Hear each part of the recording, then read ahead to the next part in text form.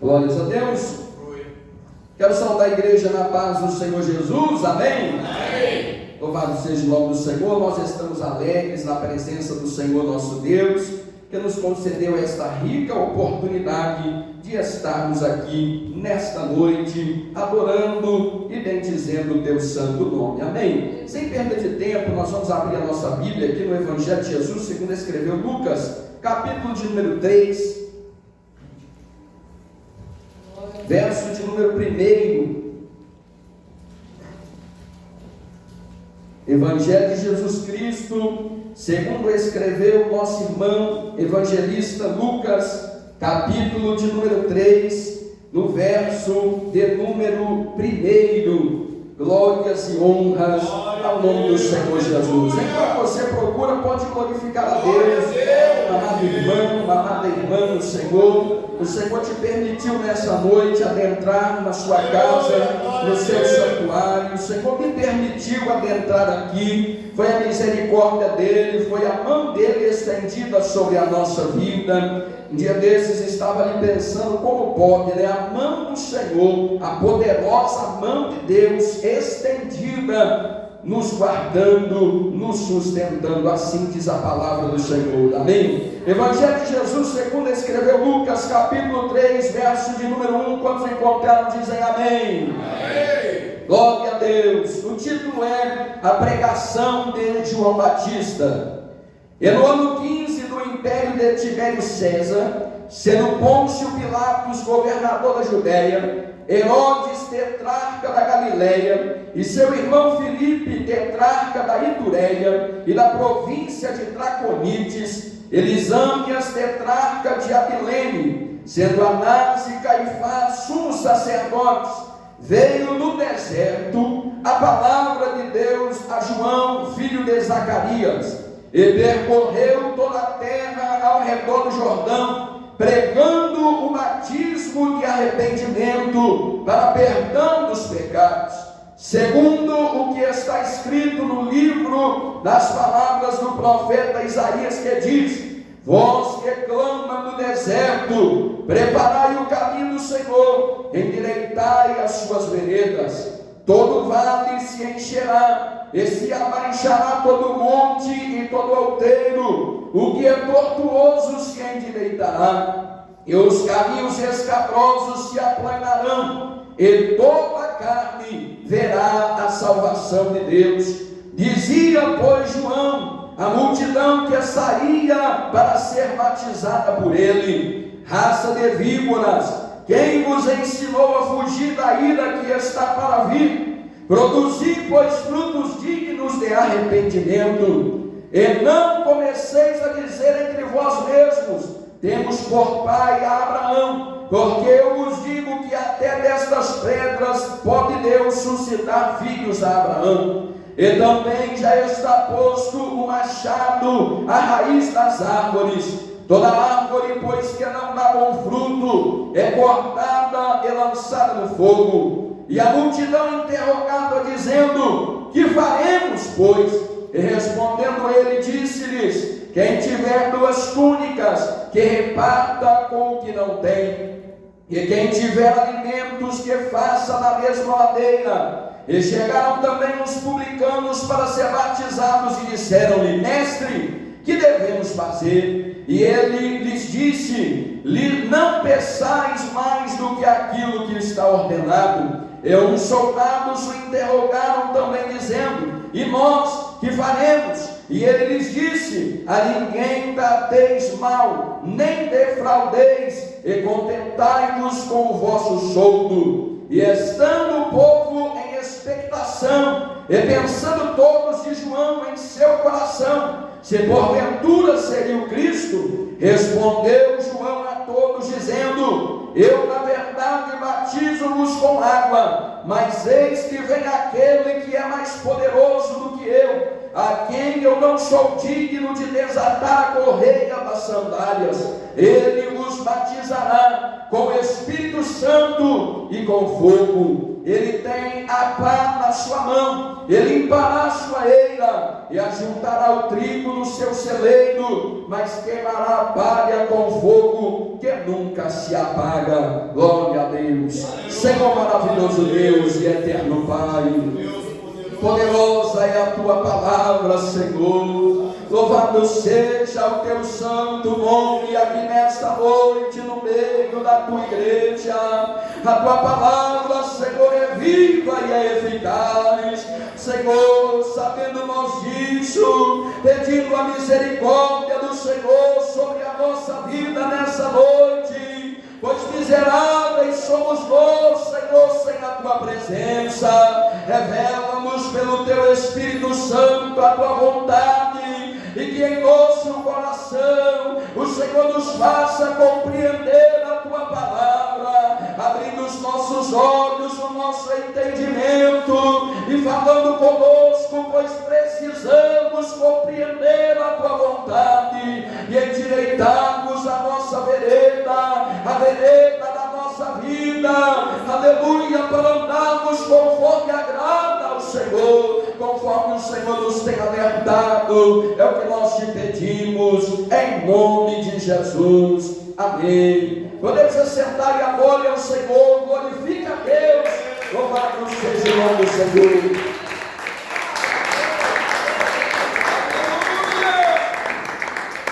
Glórias ao nome santo do Senhor, aleluia, bendito seja Deus.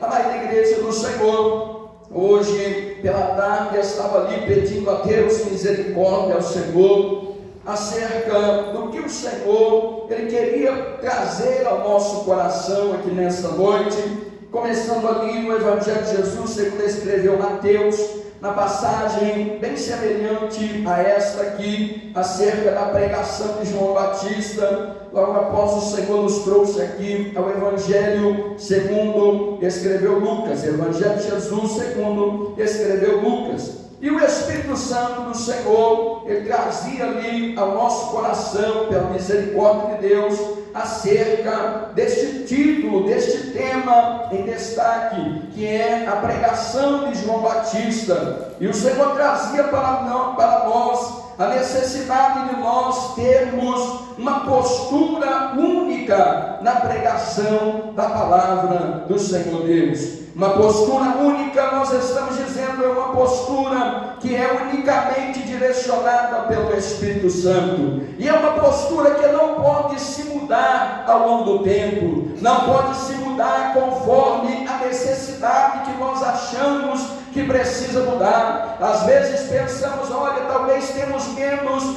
um número mais reduzido de pessoas, ou talvez a menção da palavra, ela pode notoriamente não estar trazendo agrado, ou a um ou a outro, ou talvez até mesmo a nós que estamos na incumbência da palavra, porque é certo que a palavra de Deus, ela muitas vezes fere a nossa carne física, fere a nossa vontade, mas é preciso que a natureza da pregação, não somente minha, que estou aqui hoje na direção do Senhor pela misericórdia de Deus, mas é um apelo do Senhor a todos nós que recebemos a incumbência do ID. Cada um de nós recebeu da parte de Deus a incumbência do ID. Ide por todo mundo, pregai o Evangelho a toda criatura. Louvado seja o nome do Senhor. Que a natureza da pregação que sair da nossa boca, ela jamais se mude no passar do tempo, mas ela traga a essência daquilo que Deus tem para nós através da sua palavra. Louvado seja o nome do Senhor. E Deus, Ele me chamava a atenção em especial para um seguinte título aqui no meio desta pregação de João Batista. O Senhor trazia no meu coração que esta pregação era uma pregação que ela confrontava e que desafiava a indiferença. E o que Deus trouxe aqui ao meu coração? Uma pregação que desafia a indiferença. E para nós entendermos, nós vamos vamos fazer aqui na direção do Espírito Santo de Deus uma reflexão. O que Deus tem para nós no nosso tempo acerca de indiferença? Indiferença não significa não pregar. E tem muita gente que pensa que, olha, aquele está indiferente. E quando pensa está indiferente, às vezes nós associamos com alguém que não está pregando. Mas não, existe pregação que ela não desafia a indiferença, porque é uma pregação que não é direcionada segundo a palavra, faz menção da palavra, faz leitura da palavra, mas na hora de falar, retarda aquilo que Deus tem dado, retarda aquilo que Deus quer tratar, porque é verdade que a palavra de Deus ela é direcionada para aqueles que precisam de remédio, e remédio muitas vezes é amargo no seu sabor, remédio muitas vezes a gente toma e segura e faz careta, remédio muitas vezes ele é injetável, ele é na veia, remédio muitas das vezes é na musculatura, e às vezes o líquido ele dói, mas o efeito é um efeito que cura, o efeito é um efeito que salva da morte, o efeito é um efeito que dá vida, evita com abundância na pessoa bendita de Cristo Jesus. Se posicionar com indiferença não significa não pregar. Às vezes tem gente que é até empolgado na pregação, é até empolgado e fala bem, e a gente olha e a palavra é uma palavra polida, é uma palavra bela, é uma palavra que faz a gente sorrir de um canto a outro, mas ela só massageia, é uma palavra que ela só traz um alívio para o coração físico, mas a alma continua gritando, e o Senhor quer nos chamar a atenção, não é para hoje, não é só para esse ano de 2025, é para a jornada como servo e serva de Deus. Louvado seja o nome do Senhor. Eu não sei quanto tempo Deus tem reservado para cada um de nós que está aqui dentro, eu não sei se nós provaremos a morte, eu não sei se seremos arrebatados, mas no período de tempo que Deus te manter sobre a terra, pregue a essência da palavra e guarde isso, desafiando a indiferença. O que é desafiar a indiferença? É aquele que chega todo torto não é porque estava cheio de pecado, não é só isso não, é aquele que chega cheio das podridões e das podriqueiras, mas quer continuar, e tem muita gente indiferente, vai falando, mas vai falando e vai medindo a palavra, olha, não posso tocar nesse assunto, porque vai ferir o fulano, não posso tocar nesse tema, porque eu sei como é que está a necessidade do outro, eu não posso direcionar a palavra conforme a minha vontade, porque eu vou errar, mas segundo a vontade de Deus, eu posso fechar o olho e eu posso falar, louvado seja o nome do Senhor, eu posso deixar a minha boca ser instrumento da parte de Deus, porque é remédio para a tua alma, é saúde para os teus ossos, é vida eterna na pessoa de Cristo Jesus. Aleluia, ao nome santo do Senhor.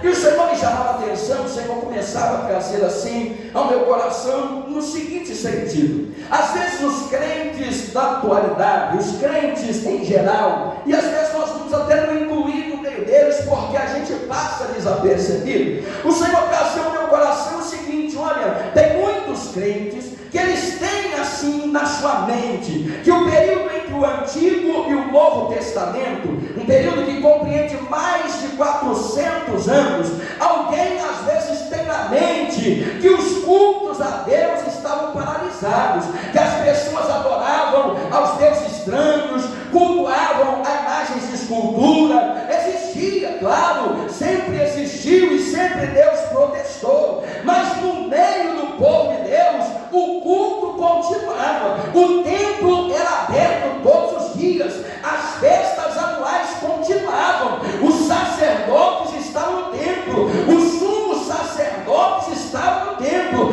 400 anos e mais do que isso, o templo abria, fechava, funcionava, queimava incenso, lia a lei, lia os profetas, explanava, falava, reunia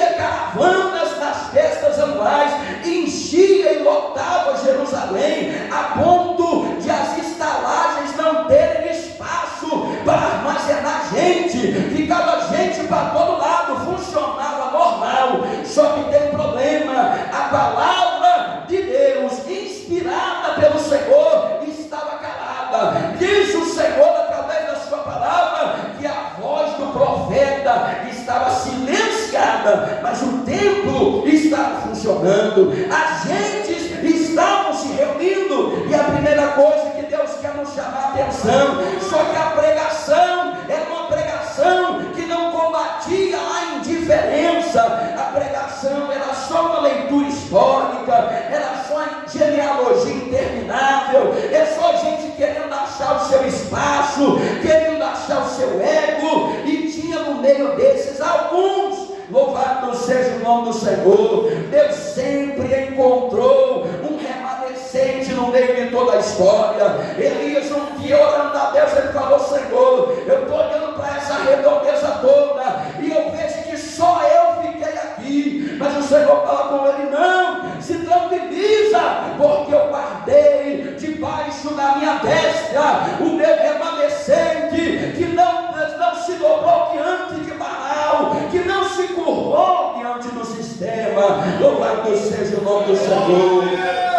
Então nós observamos que o templo funcionava, mas se nós formos observar a palavra, aqueles que buscavam a Deus era uma minoria tão pequena que eles não tinham voz diante da multidão, eles não tinham voz e sofriam. A palavra de Deus nos mostra alguns que estavam sofrendo, eles esperavam com toda a ânsia da sua vida pelo dia no qual eles sairiam daquela situação de mornidão espiritual, de conformismo com o mundo. Louvado seja o nome do Senhor dos Exércitos. No meio desse período de tempo, nós vamos observar que o Senhor, ele chega ao momento de levantar a Cristo. Era um instante de Cristo despontar, era um instante do Senhor despontar. E nós vamos observar que a situação ela só ia piorando cada vez mais, porque nos dias agora, se nós voltarmos para o capítulo 1 aqui do Evangelho de Jesus, segundo escreveu Lucas, nós vamos ver que a situação do templo era terrível, porque os sacerdotes estavam lá, os sumos sacerdotes também estavam, mas o governo tinha uma influência no templo. Louvado seja o nome do Senhor. E para piorar, o governo do entorno inteiro, do mundo conhecido naquela época, era um governo romano. Quem reinava em Israel, Israel existia, não estava no cativeiro babilônico, não estava na submissão ao povo sírio, não, Israel continuava, era nação, era conhecida, mas quem reinava recebia agora as ordens e a aprovação do império dominante. Aqueles que eram maiorais, aqueles que tinham e detinham o poder físico é que opinavam, e quem estava governando opinava no templo. E o Senhor estava me chamando a atenção: quantos crentes hoje estão esperançosos que um sistema político se renove para poder renovar o culto dentro das igrejas, para diminuir o conformismo com o mundo? É uma cegueira espiritual sem tamanho. Às vezes nós acusamos Israel porque não receberam a Cristo, mas esses estão a imitar a mesma conduta, porque Israel espera alguém político que o governe na política, que o agrade na política e que o direcione a Deus. Nós precisamos abrir nossos olhos espirituais, porque a mudança ela acontece no interior do crente, e só tem um jeito da mudança acontecer no meio da igreja do Senhor, é só através da palavra, e nada além da palavra de Deus. Louvado seja o nome do Senhor. No meio daquela situação, nós vamos observar então que era o momento do Messias, do Senhor Jesus, ele despontar. E para ele despontar no meio daquela circunstância tão terrível, precisava de alguém preparar o caminho. Louvado seja Deus. E aí que entra esse homem por nome João Batista. Se nós voltarmos aqui no Evangelho de Jesus, segundo escreveu Lucas, nós vamos ver que primeiro, no versículo de número 5, no capítulo 1, primeiro é anunciado o nascimento de João Batista, aquele que foi profetizado que ele viria pregando a palavra contrariamente, de forma oposta ao que aqueles todos anos e aquele amontoado de gente vinha pregando. Para isso o Senhor precisava tratar com aquele homem de uma forma diferente. Primeiro nós observamos que Zacarias, o seu pai, ele era sacerdote da ordem de Abias. Ou seja, nós vamos observar como é tremenda a palavra de Deus e como é poderosa a vontade do Senhor. Sendo aquele homem da ordem de Abias, a palavra de Deus nos diz que ele pertencia à oitava ordem, segundo escreveu o escritor aos Crônicas, capítulo de número 24. Davi, quando reinou, ele estabeleceu a ordem de quais agrupamentos trabalhariam no ofício sacerdotal. Abias era a oitava ordem de 24 ordens que existia. Então preste atenção numa coisa: às vezes a gente pensa que a gente tem pregado muitas vezes, aberto culto muitas vezes, mas isso é um privilégio. Naquele tempo o sacerdote, 2 semanas por ano, ele tinha oportunidade, como nós temos, de dirigir um culto, de pregar a palavra. E outra, para entrar no Santo dos Santos, um sacerdote tinha direito a uma vez na vida, se ele saísse em sorte. Diz a palavra de Deus, não é invenção, é palavra. Lançava sorte na semana que o nosso agrupamento estava responsável pelo culto, lançava sorte para ver quem entraria lá, e se não saísse na sorte, era daqui não sabe-se quantos meses, na segunda oportunidade do ano. A palavra de Deus nos mostra que muitos sacerdotes passavam a vida inteira e não conseguiam entrar no Santo dos Santos, trabalhavam no templo, cuidavam do ofício, esperavam ansiosamente pela semana chegar, talvez querendo entrar no templo, no Santo dos Santos, santificando-se, louvado seja o nome do Senhor, mas não conseguia. Enquanto eu estava meditando nisso, o Senhor estava trazendo ao meu coração, e depois que Cristo expirou no madeiro, o véu do templo ele se rasgou, o acesso ao Santo dos Santos está livre, liberado para quem quiser acessar através de Cristo Jesus. Mas o Senhor falava comigo: há muitos crentes que passam a vida inteira, mas não conseguem entrar no Santo dos Santos, adentra no templo, adentra no lugar santo, mas não consegue acessar, e o véu está rasgado, o véu está aberto, mas é porque na hora de entrar está disperso, na hora de ouvir a palavra está disperso, na hora de consagrar está pensando em tantas coisas e tantas ocupações que não consegue olhar para o Santo dos Santos e adentrar nele. Louvado seja o nome do Senhor. Mas Deus tem um convite para nós: se ocupe e se preocupe em adentrar o Santo dos Santos, porque ninguém poderá acessar o santuário eterno de Deus sem entrar no Santo dos Santos. Talvez você está pensando: olha, mas eu batizei, mas eu estou no culto, eu amo no culto, eu prego, mas se não adentrar o Santo dos Santos, no céu não entra. Louvado seja Deus. A tua preocupação não é ser crente, a tua preocupação é viver em santidade para acessar, louvado seja o nome do Senhor, a santidade plena do Todo-Poderoso na tua vida. Glória ao nome do Senhor. Zacarias, então, na semana da sua turma trabalhar no templo, Deus lhe concede a graça dele adentrar no Santo dos Santos. Ele era um homem já velho. A palavra de Deus diz que ele e a sua esposa, por nome Isabel, eles eram tementes e retos diante do Senhor. E naquele momento, quando cai então a semana dele entrar, o Senhor lhe dá a graça de oferecer incenso no santuário do Senhor. E ele tem uma visão da parte do Senhor. Nós vamos acelerar aqui na direção do Espírito Santo de Deus. Ele recebe essa graça, e lá dentro do Santo dos Santos ele tem um encontro que ele nunca tinha tido em toda a sua vida. E ele era um homem íntegro, reto e temente a Deus. É por isso que Deus nos chama a atenção de nós nos prepararmos o suficiente para nós adentrarmos no interior do véu. Louvado seja o nome santo do Senhor. É preciso ter vida com Deus, é preciso ter santidade, santidade, porque no templo pode entrar torto e sair torto, mas no Santo dos Santos só entra e sai vivo se estiver em santidade, na presença de Deus. Na velhice, então, o Senhor diz àquele homem que ele teria um filho, e aquele filho se chamaria por nome João. Nós observamos que Deus, então, ele faz com que a esposa de Zacarias, por nome Isabel, ela viesse conceber. Ela vai ocultar por 5 meses, diz o verso 24 da palavra de Deus. No 6º mês da gestação de Isabel, nos diz a palavra do Senhor que o anjo visita também a uma virgem por nome Maria, da qual haveria de nascer o Senhor Jesus, o unigênito Filho de Deus.